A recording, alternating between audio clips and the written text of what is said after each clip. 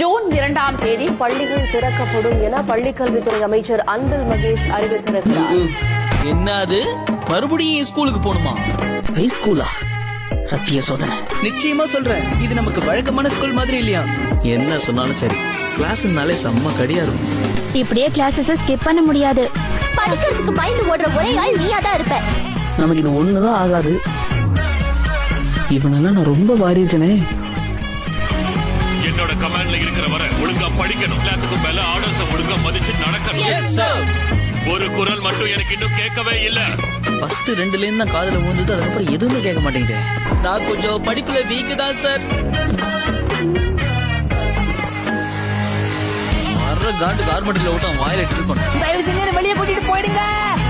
எனக்கு இது பிடிக்கல. வேற வழியே இல்ல.